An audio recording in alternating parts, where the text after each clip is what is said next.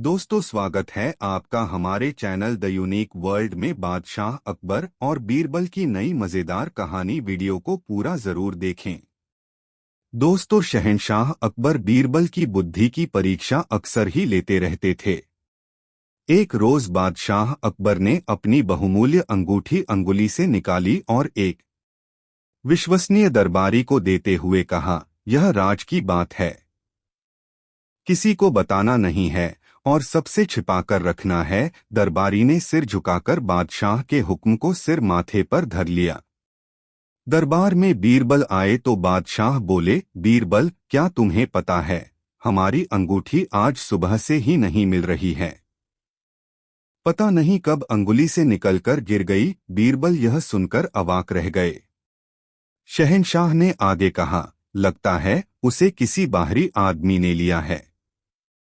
तुम तो ज्योतिष विद्या के जानकार हो, यह काम मैं तुम्हारे जिम्मे लगाता हूं। अंगूठी का पता जल्द से जल्द लगाओ। बीरबल ने इधर-उधर गौर से देखा, फिर शहंशाह की आंखों में देखा, इसके बाद दरबारियों के चेहरों की तरफ देखा। बीरबल को पता था कि बादशाह सलामत की वह अंगूठी बहुत ही मूल्यवान है और वह उसे बहुत ही संभाल कर रखा करते हैं। वह कहीं गुम नहीं हो सकती या चोरी नहीं हो सकती। बीरबल ने बहुत सोचने विचारने के बाद कहा, हुजूर, मेरी तीसरी दृष्टि साफ बताती है कि जिसके पास अंगूठी है उसकी दाढ़ी में तिनका है। बीरबल के इतना बोलने पर दरबारी एक दूसरे को देखने लगे। बीरबल की निगाह सबके चेहरे पर घूम रही थी। इतने में बीरबल ने देखा कि बादशाह के सिंहासन के पास बैठा एक दरबारी घबराकर अपना मुंह और दाढ़ी टटोल रहा है। बादशाह ने उस दरबारी को ही अंगूठी दी थी। बीरबल से उस दरबारी की हरकत छिपी नहीं रह सकी। बीरबल ने तुरंत ही उस दरबारी की ओर इशारा करते हुए कहा, देखिए जहांपनाह, आपकी अंगूठी को चुराने वाला चोर आपके सिंहासन के पास ही बैठा है। शहंशाह अब क्या बोलते। वह बीरबल की चतुराई से बहुत ही प्रसन्न हुए और कहा, बीरबल, वास्तव में ही तुम्हारे पास तीसरी नजर है। दरबारी भी बीरबल की इस बुद्धिमत्ता से आश्चर्यचकित थे। दोस्तों, अपने सवालों के लिए प्रसिद्ध बादशाह अकबर दरबार आए तो बीरबल कहीं नजर नहीं आए। उन्होंने दरबारियों से पूछा, बताओ, 27 में से 9 गए तो क्या शेष रहा। दरबारी मन ही मन सोचने लगे कि बादशाह यह क्या पूछ रहे हैं। क्या हम लोग कोई बच्चे हैं कि इतना आसान सवाल हल नहीं कर सकेंगे। सभी दरबारियों ने एक ही जवाब दिया, हुजूर, 27 में से 9 निकल जाने पर 18 बचे। यह तो सबको ही मालूम है। बादशाह मुस्कराए, फिर बीरबल के आने का इंतजार करने लगे। इतने में बीरबल दरबार में आ खड़े हुए। शहंशाह ने उनसे भी यही सवाल कर दिया। बीरबल जवाब में बोले, हुजूर, कुछ भी नहीं बचा। बीरबल का यह जवाब सुनकर सब आश्चर्य में पड़ गए। उनके जवाब से कोई भी संतुष्ट नहीं दिखा तो बीरबल आगे बोले, इसमें हैरान होने की कोई बात नहीं है। 27 नक्षत्र साल भर में होते हैं। इनमें से 9 नक्षत्र जो हैं वे वर्षा ऋतु में होते हैं। यदि इन नक्षत्रों को निकाल दिया जाए तो जो बचे उनसे तो इस संसार का कोई भला नहीं होने वाला। इसीलिए मैंने कहा कि 27 में से 9 के चले जाने पर कुछ भी नहीं बचा। शहंशाह अकबर बीरबल का जवाब सुनकर अत्यंत ही प्रसन्न हुए और इसके लिए उन्हें इनाम भी दिया। दोस्तों, वीडियो को एक लाइक जरूर करें। दोस्तों, एक बार बीरबल अपने किसी काम से काबुल गए। उनकी वेशभूषा देखकर लोगों ने वहां के बादशाह को शिकायत कर दी। काबुल के बादशाह के सैनिक बीरबल को दरबार में लेकर आए। काबुल के बादशाह ने उनसे पूछा, आप कौन हैं और यहाँ किस मकसद से आए हैं। बीरबल बोले, मैं एक मुसाफिर हूँ और देश विदेश की यात्रा करता रहता हूँ। काबुल के बादशाह ने कहा, तब तो तुम्हें देश विदेश के अनेक राजाओं के बारे में पता होगा। बताओ, तुमने कहीं हमारे जैसा बादशाह देखा है। बीरबल सिर झुकाकर बोले, हुजूर, आप तो पूनम के चांद हैं। आप जैसा अन्य बादशाह भला कौन हो सकता है। काबुल का बादशाह मन ही मन खुश होता हुआ बोला, हम पूनम के चांद हैं तो तुम्हारा बादशाह क्या है। बीरबल सीना तानकर बोले, हुजूर हमारा शहंशाह तो दूज का चांद है। काबुल का बादशाह स्वयं को पूनम का चांद समझकर खुशी के मारे गदगद हो गया और बीरबल को छोड़ दिया और सादर अपने दरबार में बैठाया। दूसरे दिन बीरबल को वस्त्राभूषणों से नवाजकर विदा किया। बीरबल वहां से दिल्ली पहुंचे तो उन्होंने अपने मित्रों को यह बात सुनाई। यह बात एक मुंह से दूसरे मुंह होते हुए शाही दरबार तक भी पहुंच गई। बीरबल से जो दरबारी ईर्ष्या करते थे, उन्होंने इस बात को नमक मिर्च लगाकर बादशाह अकबर के सामने पेश कर दिया। अकबर बादशाह को यह बात बड़ी ही बुरी लगी। अगले दिन बीरबल दरबार में पधारे तो शहंशाह ने बीरबल से कहा, बीरबल हम क्या सुन रहे हैं। तुम काबुल गए थे, बताओ तुमने वहां के सुल्तान से क्या कहा है। बीरबल ने बादशाह सलामत को वहां की सारी बातें कह सुनाई। अकबर बादशाह नाराज होते हुए बोले, बीरबल काबुल के बादशाह को पूनम के चांद की तरह बड़ा और हमें दूज के चांद की तरह छोटा बताकर तुमने हमारी बेइज्जती नहीं की है। बीरबल सहज भाव से ही बोले, बादशाह सलामत आप यह क्या कह रहे हैं। मैंने तो वहां आपका गुणगान ही किया है। पूनम का चांद कितना ही बड़ा क्यों न हो उसे कोई भी महत्व नहीं देता और वह तो अगले दिन से घटने लगता है। पल पल घटने वाली चीज तो हर धर्म में अशुभ, तुच्छ और त्याज्य मानी जाती है। दूज का चांद चाहे कितना भी छोटा हो लेकिन हिंदू और मुसलमान दोनों ही बड़े आदर भाव के साथ उसका दर्शन करते हैं। मुस्लिम महीना दूज से ही शुरू होता है। हिंदू लोग दूज के चांद को शुभ मानकर उसी दिन शुभ कार्य की शुरुआत करते हैं। इन सबसे बड़ी बात यह है कि दूज का चांद दिन प्रतिदिन बढ़ता ही है। जहां पनाह, अब आप ही बोलिए कि काबुल के बादशाह को पूनम का चांद और आपको दूज का चांद कहकर मैंने किसकी प्रशंसा की है। बीरबल को बादशाह ने उठकर गले से लगा लिया और कहा, मुझे पता है बीरबल तुम जहां भी जाओगे वहां मेरी प्रशंसा ही करोगे। बीरबल से जलने वाले दरबारियों का मुंह इतना सा हो गया और जो दरबारी बीरबल की पसंद करते थे वे तालियां पीटकर उनकी तारीफें करने लगे। बीरबल की यही तो विशेषता थी कि वह बहुत ही सोच समझकर बातें करते थे और मौका आने पर अपनी बात को सिद्ध करके दिखा भी देते थे। दोस्तों वीडियो को एक लाइक जरूर करें। दोस्तों शहंशाह अकबर फुर्सत में थे। बीरबल पास में ही बैठे हुए थे। शहंशाह के दिमाग में अचानक ही एक सवाल आ गया, बीरबल सुना है कि बनिया बहुत समझदार होता है। शहंशाह के यह कहते ही बीरबल बोले, हाँ हुजूर, चतुराई में उनका कोई जवाब नहीं। तो क्या तुम यह साबित कर सकते हो। शहंशाह यह कहते कहते चुप हो गए। भला बीरबल बादशाह के हुक्म को कैसे नकार देते। बीरबल कुछ बनियों से मिले और कुछ चतुर बनियों को चुनकर बादशाह के सामने ले आए और बादशाह से कहा, जहां पनाह, आप जिनकी बुद्धिमानी देखना चाहते हैं वे सब दरबार में हाजिर हैं। बनिए कुछ समझ नहीं पा रहे थे।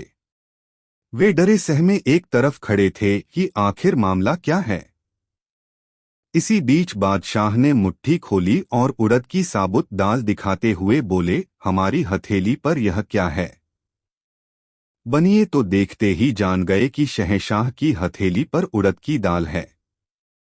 उनसे इतनी सहज बात पूछी जा रही है, अवश्य कोई खास बात है।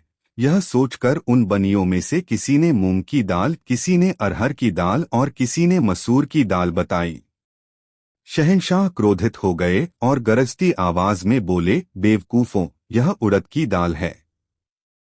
बस इसी जानकारी पर बुद्धिमान बनते हो। बोलो यह उड़द की दाल है या नहीं। बनियों ने संवेद स्वर में कहा, जी हाँ, जी हाँ जहां पनाह वही है। बनियों का समूह जी हजूरी करता हुआ बोला, हाँ जहां पनाह, आपने जो कहा वही है। बादशाह गुस्से से तमतमा गए और बीरबल की ओर आगने निगाहों से देखने लगे। हाजिर जवाब बीरबल बोले, जहां पनाह, देखा आपने, बनियों की यही तो बुद्धिमानी है। इन्होंने पूरा प्रयास किया और हर प्रकार से आपकी हाँ में हाँ मिलाई ताकि आपके सवाल में कोई रहस्य हो तो उसके कहर से बच जाएं। बीरबल के इस तर्क ने शहंशाह का दिल जीत लिया और वह मान गए कि बनिए वास्तव में ही बड़े चतुर होते हैं। इसके बाद शहंशाह ने बनियों को बाइज्जत दरबार से विदा किया। दोस्तों, कहानी कैसी लगी कमेंट में जरूर बताएं। दोस्तों, बैजर नामी ग्राम में दो आदमों बड़े मित्र भाव से बसते थे। उनमें एक का नाम पंडित सुशर्मा था जो अति विद्वान, सदाचारी तथा गंभीर प्रकृति का था। दूसरे मित्र का नाम सुदामा था। यह जाति का नाई था परंतु विचार में बड़ा ही न्यायी था। इनका आपस में पेशा संगठन था कि बिना एक से पूछे दूसरा कोई नया कार्यारंभ नहीं करता था। एक दिन अकस्मात सुशर्मा के जी में यह बात आई, हमें कोई ऐसा कर्म करना चाहिए जिससे भविष्य में राज्य ऐश्वर्य का सुख मिले। इस विचार से प्रेरित होकर उसने सुदामा नामी अपने मित्र से इसकी चर्चा की। सुदामा नाई ने कहा, मित्रवर, मेरा धर्म भी यही कहता है कि आपको तपश्चर्या करने की अनुमति दूं और तपश्चर्या के समय आपका सहयोग कर मैं भी अपना अगला जन्म संवारूं। सुशर्मा अपने मित्र को अपनी सम्मति से सहमत देखकर बड़ा प्रसन्न हुआ और मित्र सुदामा नाई के सहित प्रयाग को चला गया। वहां पहुंचाकर त्रिवेणी के समीप ही एक छोटी सी पर्णकुटीर बनवाकर तपश्चर्या में निमग्न हुआ। सुशर्मा ने तन्मय होकर कई वर्षों तक उस पर्णकुटीर में तप किया परंतु फिर भी देवताओं की प्रसन्नता न हुई। तब ऐसी तपश्चर्या से उसका मन उब गया और उस प्रणाली को बदलकर संन्यास धारण किया। कांशाय वस्त्र पहनकर पुनः तप करने में दत्तवित्त हुआ। सुदामा नाई भी क्षत्रछाया की तरह उसकी सेवा करता हुआ अपना धर्म पालन करने लगा। उसका अनुमान था कि सन्यासी की सेवा से मनोभीष्ट फल की प्राप्ति कर लूंगा। दोनों की प्रगाढ़ मैत्री थी। इन्हें आपस के सहयोग से कठिन कार्य साधन में किसी प्रकार का कष्ट नहीं होता था। जब इस ढंग से तप करते हुए भी 12 वर्ष बीत गए, कुछ भी हासिल न हुआ, यानी देवता प्रसन्न नहीं हुए, तब इन दोनों को बड़ा दुख हुआ और एक दूसरे का मुख देखते हुए इस बात के अनुसंधान में लगे कि अब कौन सा यत्न किया जाए कि जिससे अभीष्ट फल की प्राप्ति हो। अपने मित्र सुदामा नाई को चुप देखकर सन्यासी बाला, मित्र सुदामा, तुम भली भांति देख रहे हो कि हमें तप साधन करते 24 वर्ष का समय बीत गया लेकिन कार्य की सिद्धि न हुई। तब आखिर ऐसा कौन सा उपाय किया जाए कि जगत में हमारी अपकीर्ति न हो। मेरे मन में तो यह आता है कि आत्महत्या के अतिरिक्त निवृत्ति का दूसरा मार्ग नहीं है, लेकिन इससे भी मुक्ति नहीं मिलती। इसमें भी एक बात बड़े अड़चन की है। शास्त्रकारों ने आत्महत्या को बड़ा पाप बतलाया है। तब भाई तुम ही कोई ऐसा शास्त्र सम्मत सुख प्राप्ति का उपाय खोजें। दुख दूर हो गए, मैंने कोशिश की है। अब हमें अतीत के बारे में सोचना बंद कर भविष्य के लिए प्रयास करना चाहिए। सुदामा मित्र बोला, आप पंडित और ज्ञानी हैं, मैं केवल आपका अनुयायी सेवक हैं। शास्त्रों के आदेश क्या हैं इसका मुझे कोई गम नहीं। तब इसमें आप ही को कोई सोच विचार कर दूसरा उपाय निकालना चाहिए। सुशर्मा बोला, हाँ, एक मार्ग है, परंतु जब तक तुम उससे सहमत न हो मैं कैसे कर सकता हूँ। शास्त्रों में ऐसा प्रमाण मिलता है कि जो प्राणी त्रिवेणी के तट पर बैठकर आत्म विसर्जन करता है उसको आत्महत्या का पाप नहीं लगता बल्कि अभीष्ट फल की प्राप्ति होती है। सुदामा नाई पंडित सुशर्मा की इस सम्मति से सहमत हो गया और वे अपने सामानों का अलग दो गट्ठर बनाकर एक जगह गाड़कर चलता हुए वहां से चलकर जगत जननी भागीरथी के तट पर आए। सुशर्मा के मन में राज सुख प्राप्ति की कांक्षा थी, इसलिए वह पृथ्वी मंडल का एक क्षत्र राज्य प्राप्ति के निमित्त और सुदामा को राज कर्मचारी होने की कांक्षा थी। अतएव उसने मंत्री पद की अभिरुचि से त्रिवेणी जी के पवित्र जल में प्राण विसर्जन किया। वे मरती समय ध्यानमग्न हो ईश्वर से प्रार्थना कर बोले, भगवन, इसी जन्म के समान पुनर्जन्म में भी हमारा साथ इसी प्रकार बना रहे और इस समय की सब बातें हमें स्मरण रहें। तीर्थराज प्रयाग की भूमि जिसमें त्रिवेणी जल का प्रभाव क्या कहना, उस जल के पुण्य प्रभाव से उनको अभीष्ट सिद्धि मिली। अगले जन्म में सुशर्मा हिमायू बादशाह के घर जन्म लेकर अकबर के नाम से विख्यात हुआ और सुदामा नाई का जन्म उसी नगर के एक कुलीन ब्राह्मण के घर हुआ। इसके पिता के पुकारने का नाम स्वप्ननाथ था। ब्राह्मण पुत्र स्वप्ननाथ बड़ा ही बुद्धिमान और प्रतिभाशाली हुआ, जिस कारण थोड़े समय में इसने अच्छी विद्या हासिल कर ली। विद्या और बुद्धि के प्रभाव से बादशाह ने इसको दीवान पदार नियुक्त किया और उसका नाम बदलकर बीरबल रखा। दोस्तों, एक दिन दरबार के काम काजों से निश्चिंत होकर बादशाह बीरबल के साथ गप्पे मार रहा था। गप्प शप के मानी मनोरंजन के हैं।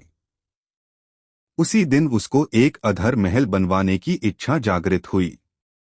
इस अभिप्राय से प्रेरित होकर बोला, बीरबल, क्या तुम मेरे लिए एक अधर महल बनवा सकते हो? बनवा देना तुम्हारा काम है और रुपया खर्चना मेरा। बीरबल ने सोच विचार कर उत्तर दिया, पृथ्वी नाथ, थोड़ा ठहर कर महल बनवाने का कार्यारंभ करूंगा।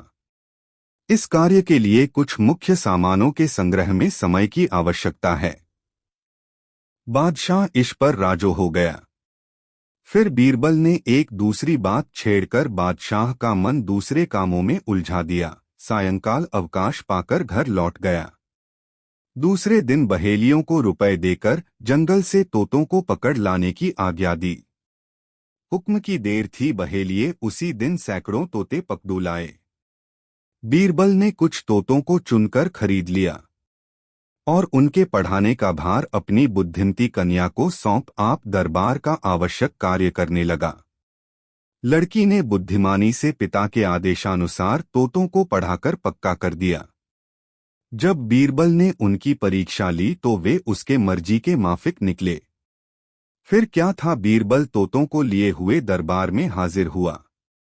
उनको दीवान खाने में बंद कर आप बादशाह के पास गया। तोते पिंजड़ों से बाहर निकालकर छोड़ दिए गए थे। सब तरफ से किवाड़ बंद था। तोते भीतर ही भीतर अपनी शिक्षा के अनुसार अलग अलग राग अलाप रहे थे। बादशाह को सलाम कर बीरबल बोला, पृथ्वीनाथ, आपकी मर्जी के मुवाफिक अधर महल में काम लगवा दिया है। इस समय उसमें बहुतेरे पेशराज और मिस्त्री काम कर रहे हैं। आप चलकर मुआयना कर लें। बादशाह महल देखने की इच्छा से बीरबल के साथ हो लिया। जब चीरबल दीवान खाने के पास पहुंचा तो उसका किवाड़ खोलवा दिया। तोते बाहर निकलकर आकाश में उड़ते हुए बोलने लगे, ईटा लाओ, चूना लावो, किवाड़ लाओ, चौखट तैयार करो, दीवार चुनो। इस प्रकार आकाश में तोतों ने खूब शोरगुल मचाया। तब बादशाह ने बीरबल से पूछा, क्यों बीरबल, ये तोते क्या कह रहे हैं? बीरबल अदब के साथ उत्तर दिया, हुजूर, आपका अधर महल तैयार हो रहा है। उसमें पेशराज और बढ़ी लोग लगे हुए हैं।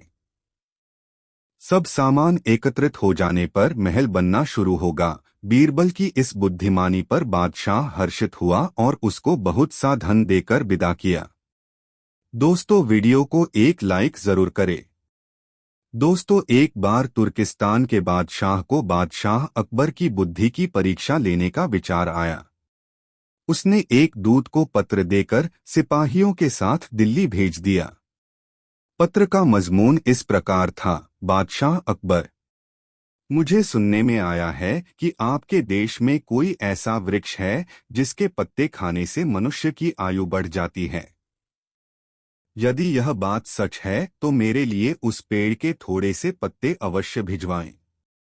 बादशाह अकबर उस पत्र को पढ़कर विचारमग्न हो गए। कुछ देर तक वह बीरबल से रायमशविरा करते रहे। फिर उन्होंने सिपाहियों सहित उस दूत को एक सुदृढ़ किले में कैद करवा दिया। दूत और सिपाहियों को कैद हुए कई दिन बीत गए। एक दिन बादशाह अकबर बीरबल को साथ लेकर उन कैदियों को देखने गए। बादशाह अकबर को देखकर कैदियों को अपने मुक्त होने की आशा बंधी, परंतु यह बात निर्मूल थी। बादशाह अकबर उनके पास पहुंचकर बोले, तुम्हारा बादशाह जिस वस्तु को चाहता है वह मैं तब तक उसे नहीं दे सकूंगा जब तक कि इस सुदृढ़ किले की एक दो ईंट न ढह जाए। उसी समय तुम लोग भी रिहा किए जाओगे। खाने पीने की तुम्हें कोई तकलीफ नहीं होगी। मैंने उसका प्रबंध करा दिया है। इतना कहकर बादशाह अकबर चले गए, परंतु कैदियों की चिंता अधिक बढ़ गई। वे अपने मुक्त होने का उपाय सोचने लगे। कुछ देर तक कैदी विचार विमर्श में डूबे रहे। अंत में वे ईश्वर की वंदना करने लगे, या खुदा, क्या हम इस बंधन से मुक्त नहीं किए जाएंगे? क्या हमारा जन्म इस किले में बंद रहकर दुख भोगने के लिए हुआ है? आप तो बड़े रहमदिल हैं, हम बेगुनाहों पर भी कृपा कीजिए। इस प्रकार वे नित्य प्रार्थना करने लगे। ईश्वर की दयालुता प्रसिद्ध है। एक दिन बड़े जोरों का भूकंप आया और किले का कुछ भाग भूकंप के कारण धराशायी हो गया। सामने का पर्वत भी टूटकर चकनाचूर हो गया। इस घटना के पश्चात दूत ने बादशाह के पास किला टूटने की सूचना भेजी। बादशाह अकबर को अपनी कही हुई बात याद आ गई। इसलिए वह दूत और उसके साथियों को दरबार में बुलाकर बोले, आपको अपने बादशाह का सवाल पता ही होगा और अब उसका उत्तर भी तुमने समझ लिया है। यदि नहीं समझा हो तो सुनो, मैं उसका खुलासा किए देता हूँ। देखो, तुम लोग गिनती में केवल 100 हो और तुम्हारी आह से ऐसा सुदृढ़ किला ढह गया। फिर जहाँ हजारों लोगों पर अत्याचार हो रहा हो, वहाँ के बादशाह की उम्र कैसे बढ़ेगी? लोगों की आह से उसका शीघ्र ही पतन हो जाएगा। हमारे राज्य में अत्याचार नहीं होता। गरीब प्रजा पर अत्याचार न करना और भली भांति पोषण करना ही आयुवर्धक वृक्ष है। बाकी सारी बातें बेकार हैं। इस प्रकार समझा बुझाकर बादशाह अकबर ने उस दूत और उसके साथियों सहित स्वदेश जाने की आज्ञा दे दी और उनका मार्ग व्यय भी दिया। तुर्किस्तान पहुंचकर उन्होंने दिल्ली की सारी बातें अपने बादशाह को समझाईं। बादशाह अकबर की बातों से शिक्षा लेकर वह बादशाह और उसके दरबारी उनकी भूरी भूरी प्रशंसा करने लगे। सच है, लोगों की दुआओं से ही इंसान फलता फूलता है, फिर चाहे वह बादशाह हो या फकीर। दोस्तों, वीडियो को एक लाइक जरूर करें। दोस्तों, बसंत ऋतु में एक दिन बादशाह अकबर ने बाग में दरबार लगाने की इच्छा व्यक्त की। तुरंत बाग में दरबार लगाया गया, जहां बादशाह सिंहासन पर बैठे थे। बादशाह अकबर के पास ही बीरबल बैठे हुए थे, जो बादशाह की सम्मति लेकर न्याय कर रहे थे। न्याय का काम 5-6 घंटों तक होता रहा। उपस्थित लोगों का न्याय हो चुका था। उसके बाद एक व्यापारी आया। उसने अपनी अर्जी बादशाह अकबर के सामने रखी। बादशाह अकबर ने बीरबल से उसे पढ़कर सुनाने को कहा। आज्ञानुसार बीरबल ने उसे पढ़कर सुनाया। बादशाह अकबर की प्रतिष्ठा की अनेक पंक्तियों के बाद उसमें लिखा था, मैं अजमेर शहर का रहने वाला हूँ। देश विदेश में घूम फिरकर माल खरीदना बेचना मेरा काम है। जिस समय मैं बंग देशांतर्गत ढाका नगर में पहुंचा, वहां मैंने एक सौदागर के पास एक राजहंस देखा, जो बहुत सुंदर और गुणवान था। उसके पंख सोने जैसे थे। मैं उसकी सुंदरता का वर्णन नहीं कर सकता। आपके महल में रहने योग्य जानकर मैंने उसको खरीदने का विचार किया। फिर उस सौदागर को मुहमांगा दाम देकर उसको मोल ले लिया। उसे एक पिंजड़े में बंद करके यहाँ लाया तथा अपने कमरे में टांग दिया। वह पिंजड़ा हमेशा वहां टंगा रहता था। आज मैं जिस समय अपने घर वापस गया तो मुझको पिंजड़े में राजहंस नहीं मिला। मुझको शक है कि मेरे नौकरों ने उसे मार डाला है। मैं प्रार्थना करता हूं कि उसकी खोज कराकर अपराधियों को दंड दिया जाए। यह फरियाद सुनकर बादशाह अकबर ने उस व्यापारी के नौकरों को दरबार में बुलाने की आज्ञा दी। आज्ञानुसार उसके सब नौकर कुछ ही देर में दरबार में पहुंच गए। बादशाह अकबर ने उन नौकरों से अच्छी तरह पूछताछ की, परंतु जब कुछ पता नहीं चला तो उन्होंने व्यापारी से कहा, तुम्हारी चोरी का पता नहीं चला। हमने तुम्हारे नौकरों से पूछताछ कर ली। अब यदि तुम्हें किसी दूसरे पर शक हो तो बताओ। यह सुनकर उस व्यापारी का मुंह उतर गया। उसने बीरबल से कहा, जैसा आज मेरे साथ न्याय हुआ, यदि ऐसे अन्य न्याय भी होते हों तो फिर सच्चा न्याय कौन करता है? बीरबल ने कहा, मैं तुम्हारा न्याय किए देता हूं। फिर बीरबल ने व्यापारी के नौकरों को दोबारा बुलाने की आज्ञा दी। सिपाही नौकरों को ले आए। कुछ खोज करने के बाद बीरबल उनकी ओर देखकर बोले, क्यों रे चोर, तेरे मन में क्या विचार है? पक्षी को मारकर खा गया और उसके पंख भी पगड़ी में छिपाकर दरबार में आया है। वाह, शाबाश! इतनी देर से तो तूने स्वीकार नहीं किया, परंतु अब बोल, क्या कहता है? बीरबल को इस तरह कहते हुए सभी दरबारियों ने मुना। सौदागर के नौकरों में राजहंस को चुगने वाला भी था। उसने अपने मन में विचार किया कि कहीं मैं भूल में अपनी पगड़ी में पंख तो नहीं रख लाया हूं। ऐसा सोचकर उसने इस ढंग से धीरे धीरे पगड़ी पर हाथ फेरना शुरू किया कि किसी भी दरबारी को मालूम न पड़े। सब लोग नौकरों की तरफ देख रहे थे, परंतु किसी की भी दृष्टि उस चोर पर नहीं पड़ी। लेकिन बीरबल ने उस चोर को ताड़ लिया। उन्होंने उसके अलावा अन्य सबको छोड़ देने की आज्ञा दी।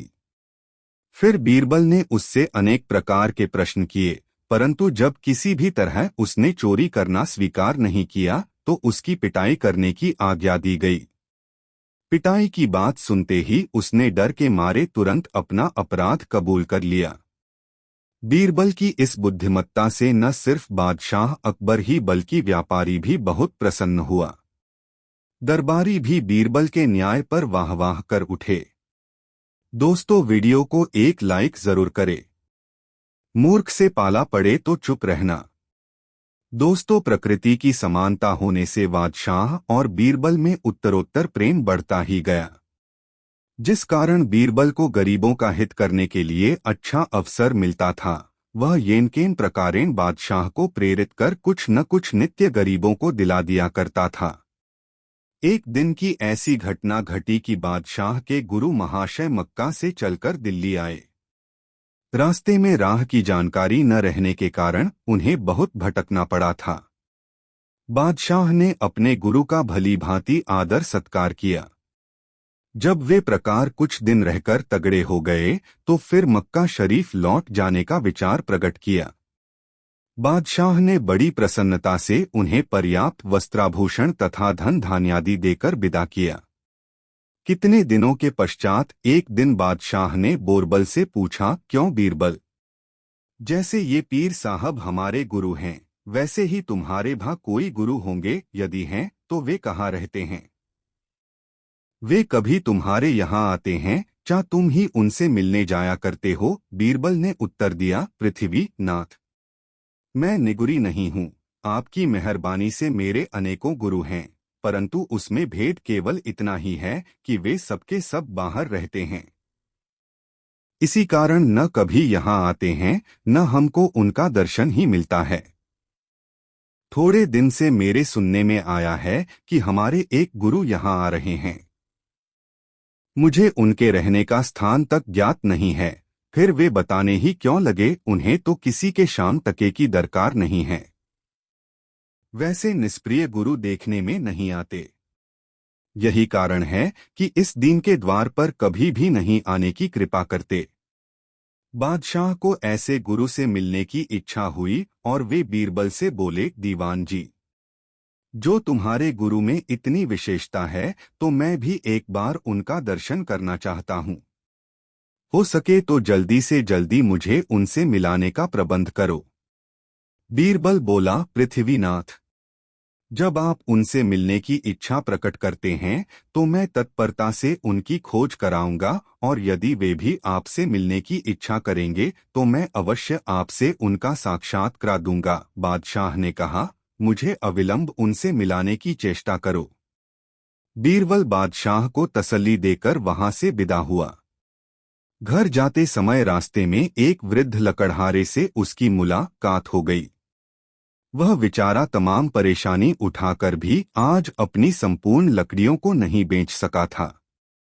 बीरबल ने उससे बची हुई लकड़ियों का मूल्य दरियाफ्त किया, फिर पैसा देने के मिस से उसका अपने घर लिवा ले गया। लकड़ों का मूल्य देकर बीरबल ने लकड़हारे से पूछा, क्यों जी लकड़हारे, तुम हमें कोई सभ्य पुरुष जान पड़ते हो?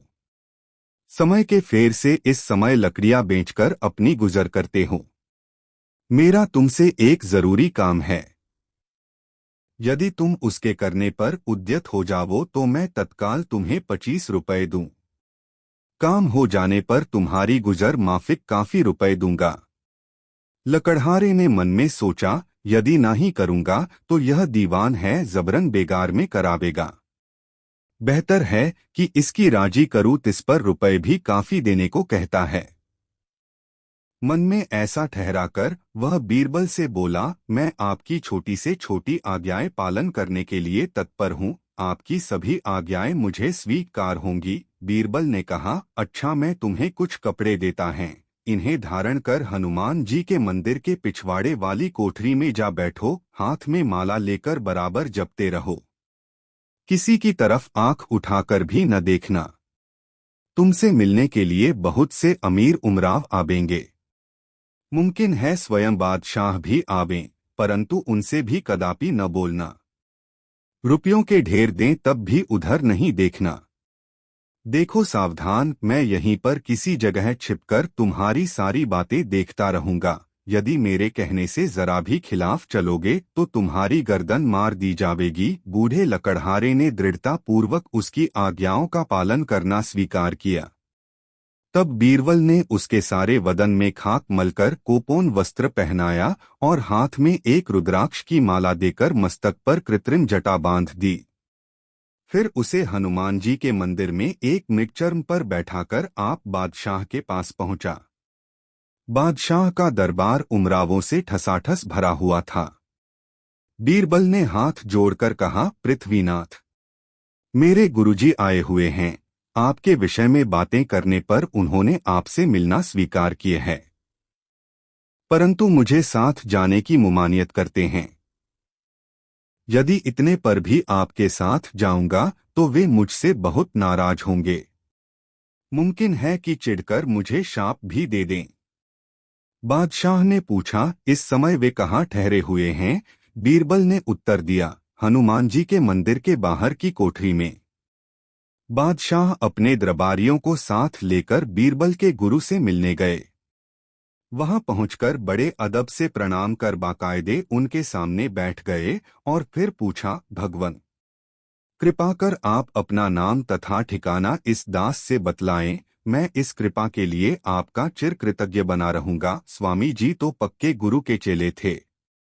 उन्होंने उनकी बातों का कुछ भी उत्तर न देकर बराबर अपना माला घुमाते ही रहे।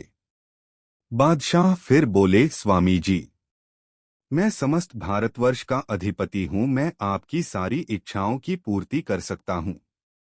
यदि आपको किसी बात की चाहना हो तो मुझसे कहें। परंतु स्वामी जी फिर भी कुछ न बोले, बल्कि आंख उठाकर उनकी तरफ देखा भी नहीं। तब बादशाह ने 1 लाख का तोड़ा उनके सामने रखवा दिया। उन्होंने सोचा कि शायद रुपयों के प्रलोभन में आकर स्वामी जी फेर में आ जाएंगे, परंतु वे न कुछ आशीर्वाद दिए और न रुपयों की तरफ देखा हो। बादशाह को स्वामी जी को ऐसो निष्ठुरता सहन न हो सकी और वे झल्लाकर बोले, अरे ऐसे अज्ञानियों से माथापच्ची करना मूर्खता है। यह तो कोई अज्ञानो है जो मनुष्य होकर भी पशुवत व्यवहार करता है। बादशाह रुपयों की थैली उठवाकर बीरबल के घर भेजवा दिए। उनका कसद था कि दिए दान को फिर वापस नहीं लेते थे। वे सब भांति से हारकर अपने महल को चले गए। दरबार उठने के पश्चात फिर जब बादशाह और बीरबल का एकांत में समागम हुआ तो बादशाह ने स्वामी के पास जाने से लेकर लौटने तक का सारा समाचार कह सुनाया। अंत में बादशाह ने कहा, अच्छा बीरबल, रियाद किसी को मूर्ख का सामना करना पड़े तो उस समय क्या करना चाहिए? बीरबल ने तत्काल उत्तर दिया, पृथ्वीनाथ, एकदम चुप रह जाना चाहिए। बादशाह को उल्टी तोहमत लगी। पहले उनका विचार था, इस प्रकार समझाकर बीरबल के गुरु का मूर्ख होना साबित करूंगा, लेकिन उनकी उस आशा पर एकदम पानी फिर गया। बीरबल ने उन्हें ही मूर्ख बना दिया। बादशाह ने कहा, सन्यासी को मैंने इतनी दौलत देकर बहुतेरा चाहा कि उससे कुछ वार्तालाप करूं, परंतु उसने धन का कुछ भी लालच नहीं किया, बल्कि उल्टे मुझको हो मूर्ख बना चुप रह गया। आज से कष्ट करता हूं कि अब भविष्य में जब कभी किसी महात्मा से मिलने जाऊंगा तो उससे मुलायमियत का व्यवहार करूंगा। बादशाह को अपनी उच्छृंखलता पर बड़ा दुख उत्पन्न हुआ और अपनी तरफ से बीरबल को उसके गुरु से क्षमा प्रार्थी होने के लिए भेजा। यह तो बीरबल की मनचाही बात थी। वह उसी क्षण हनुमान जी के मंदिर में जा पहुंचा। सूर्यास्त का समय था और सब लोग वहां से चले गए थे। बीरबल लकड़हार को अपने घर लिवा ले गया और उसकी बहुत प्रशंसा कर बोला, सावधान, यह बात कहीं ग्रगट न करना, नहीं तो जान के लाले पड़ जाएंगे। उसे 100 रुपए अपनी तरफ से और देकर विदा किया। लकड़हारे ने इतना रुपया कभी नहीं देखा था। वह बीरबल के सामने उस बात को आजन्म गुप्त रखने की प्रतिज्ञा कर खुशी दो अपने घर चला गया। दोस्तों, वीडियो को एक लाइक जरूर करें। दोस्तों, दरबार लगा हुआ था। शहंशाह दरबारियों से राज्य के हालात पर बातचीत कर रहे थे। इतने में एक औरत हवा के झोंके की तरह चीखती चिल्लाती हुई दरबार में आ गई। शहंशाह अकबर सहित दरबारी भी चौंक गए। एक दरबारी ने उस औरत को देखते हुए पूछा, क्या परेशानी है? तुम बदहवास सी इतना दुखी होकर क्यों रो रही हो? वह औरत बोली, मेरी पड़ोसिन ने मेरे बेटे का कत्ल कर दिया है। बादशाह अकबर ने सैनिकों को हुक्म दिया कि उस पड़ोसिन को पकड़कर फौरन दरबार में हाजिर किया जाए। सैनिकों ने पड़ोसिन को दरबार में लाकर हाजिर किया। शहंशाह ने पड़ोसिन को घूरते हुए पूछा, क्या तुमने इस औरत के बेटे का कत्ल किया है? पड़ोसिन यह सुनकर सहम ही नहीं गई, घबरा भी गई और बोली, मेरे माई बाप, मैं अपराधी नहीं हूं। मैंने इस औरत के पुत्र को नहीं मारा है। अवश्य कोई मेरा शत्रु है जिसने स्वयं इसके पुत्र की हत्या कर उसका शव मेरे बिस्तर पर रख दिया। शहंशाह ने बीरबल को हुक्म दिया कि वह अपनी सूझबूझ से इस मामले को सुलझाएं। बीरबल कत्ल के इस मामले को सुलझाने के लिए उस जगह गए जहां इन दोनों औरतों के घर थे। बीरबल को आसपास से मालूम हुआ कि जिस स्त्री के पुत्र की हत्या हुई है वह अपनी पड़ोसिन से अक्सर ही लड़ती झगड़ती रहती है। इसके साथ ही वह औरत बदमिजाज भी है। लेकिन पड़ोसिन बहुत ही सीधी सादी और चरित्रवान औरत है। इसके साथ ही बहुत निर्धन भी है। बीरबल इस मामले की पूरी छानबीन करने के बाद दरबार में लौट आए और पड़ोसिन से बोले, देखो, तुमने बच्चे की हत्या नहीं की है तो तुम इस भरे दरबार में अपने सारे वस्त्र उतार दो। पड़ोसिन यह सुनकर घबरा गई और कहने लगी, बादशाहों के बादशाह, आप मेरी जान ले सकते हैं, पर मुझसे भरे दरबार में कपड़े उतारने को न कहें। मेरे पास बस मेरी इज्जत ही तो है। बीरबल ने अब उस औरत की ओर देखा जिसके बच्चे का कत्ल हुआ था और आगे बढ़ते हुए बोले, देखो, अगर तुम्हें पूरा विश्वास है कि तुम्हारे बच्चे का कत्ल पड़ोसिन ने ही किया है तो तुम भरे दरबार में निर्वस्त्र हो जाओ। उस औरत ने देखते ही देखते अपने बदन के सारे कपड़े उतारकर जमीन पर रख दिए।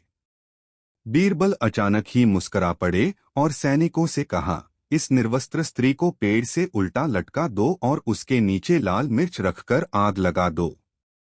वास्तव में ही यह औरत बहुत ही क्रूर, कठोर तथा दुष्चरित्र है। मैं पूरे विश्वास के साथ कह सकता हूं कि अपने पुत्र का कत्ल भी इस दुष्ट और चरित्रहीन औरत ने ही किया है।